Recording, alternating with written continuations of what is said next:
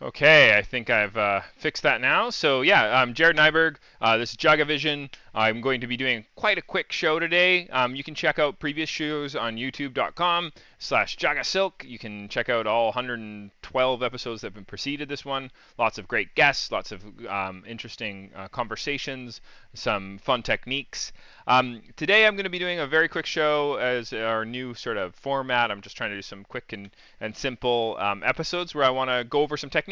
So today I want to talk about fastbar tea. So fastbar tea is something that you see being required in a lot of cafe settings or in coffee carts or that kind of thing. And it's when they need to be able to make nice tasting tea in a very consistent and simple method.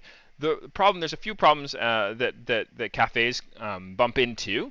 One of them is that there's this concept of commodity tea, commodity coffee, specialty tea, specialty coffee.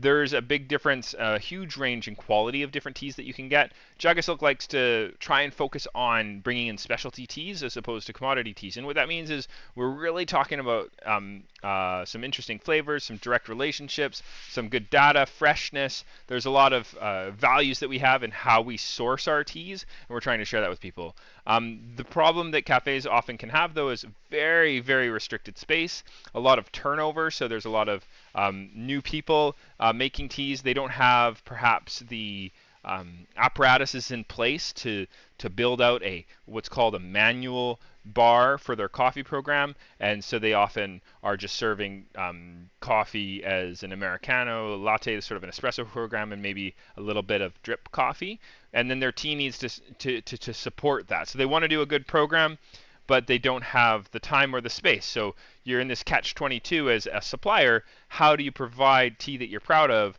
that is going to fit the bill? Another issue, obviously, is cost. My company is not necessarily the best for solving that problem. We try to do as good of a cost sort of, I guess, a cost-efficient program as we can, but we don't buy from big importers that get these massive deals and then repackage and resell. Instead, we go direct to the farms, and by going direct to the farms, we do pay a premium for having those direct relationships. It's kind of odd for people to know this, but buying from a third party that buys in massive quantities is often cheaper than going directly to the farm themselves. We also like to work with smaller operations, and therefore they don't have the robotic infrastructure that's going to bring down costs. So anyways, tea's a little bit more pricey, but we still need to fit this need of having it be efficient and easy to make. So what we've come up with is this idea of a fast bar. So when we bring in our green teas, we make sure that they can be made, everything can be made kind of using the same system. It's this idea that you want to use 93 degrees centigrade, which is 200 degrees Fahrenheit, which is the temperature of most hot water towers in cafes.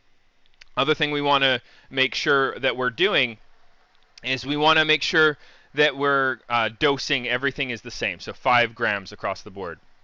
We're also trying to steep the same. Now, this goes against the logic that we normally put out there for all of our teas, that every tea has a unique identity, every tea has a unique character that you're trying to draw out. So instead what we've tried to do is choose teas for this program that can be made quickly, that can be made efficiently.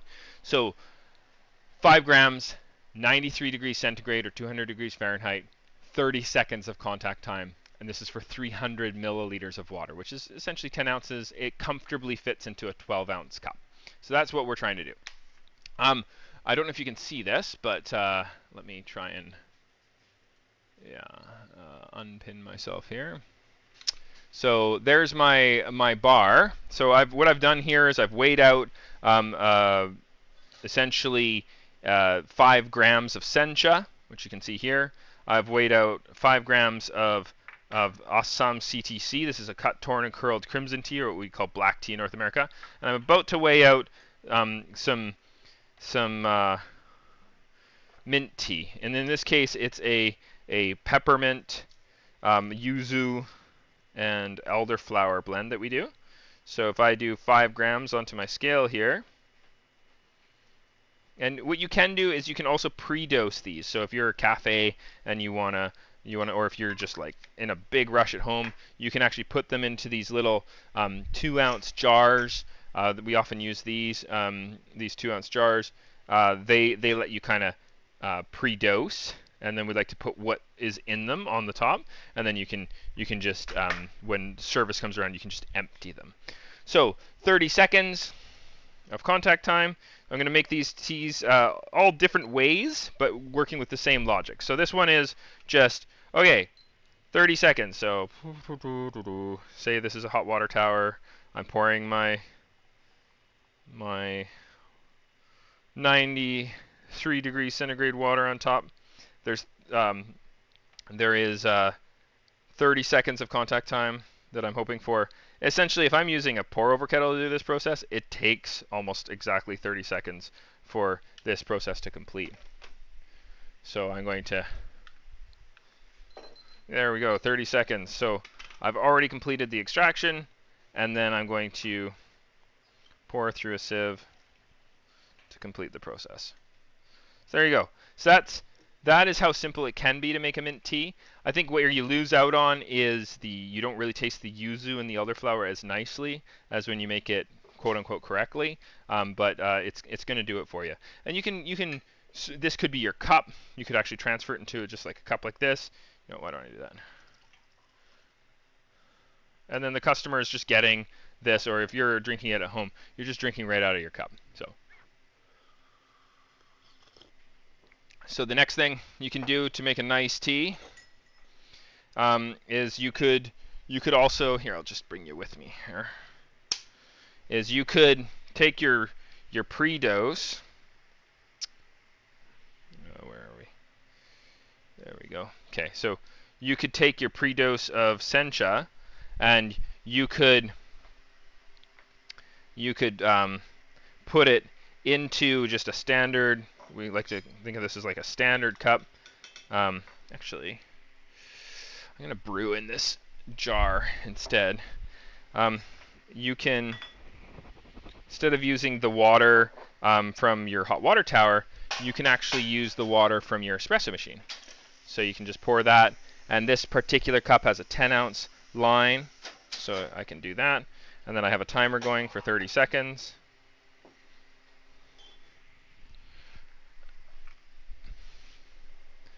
And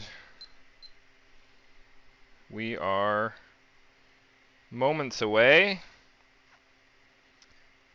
5 more seconds. And then this is going to give you a very simple Sencha. So you can see we haven't really sacrificed much for color. It's still a beautiful, beautiful Sencha. And then your other option is to actually brew right in the cup. So you can add your tea like I've done here. You can set a timer for 30 seconds, and then you can actually put your cup underneath the hot water spigot of your espresso machine. And even though this is going to be like a little bit closer to 100 degrees centigrade, these teas that we've chosen, the green tea is a deeply steamed Sencha, a lot more forgiving. This is an Assam CTC. This deep oxidation is going to make it so that it's going to be able to handle this water temperature. And the mint tea is going to work just beautiful as well. So I'm going to press go and start on this at the same time. If you have a scale like this, you can also just set a, like if you have this Asaya, you can press go and it's going to give you about 30 seconds on the scale. That's another way of tracking it. And then when this is done, honestly, all you need to do is, you tap it into your knock box. If you have a knock box, you can knock it right into your compost, and you can be making a fairly consistent 30-second tea. There you go. I'll just knock that in. All right, so that's 1, 2, 3 teas made in, how long has the show been going on for? Not that long. Yeah, we're talking about 10 minutes. I did about 5 minutes of talking, so you can easily make these teas with about 2 minutes of time invested, and you're going to be able to go and do a good job. Why would you do a manual bar? Same reason you would do it for coffee. Same reason you would do it for anything where you want to take that little bit more time. You'd edit the parameters. You'd make it taste the best that it can. When you have your limitations, say you're in a cart, maybe you're trying to just do things really quickly and efficiently, it's gonna, yeah, it's gonna make a difference. You wanna make sure that you are yeah, you're making it happen. I guess with the best tools that you have at your disposal. So at any rate, 30 seconds, 5 grams, 300 mils, and 93 degrees centigrade. Those are your 4 parameters. And if you choose the right teas to be able to achieve this, then you're going to have a really good, I think, end result. Okay, so put this phone back here. Thanks for bearing with me. And then, where are we? Just gonna pin this and unpin this. So hopefully that made sense. I'm going to give these guys a little bit of a sip. So the mint tea, cheers. Works. Okay. Yeah, tasting the mint. Get the elderflower, a little bit of yuzu. It actually works pretty decent. This is the Sencha.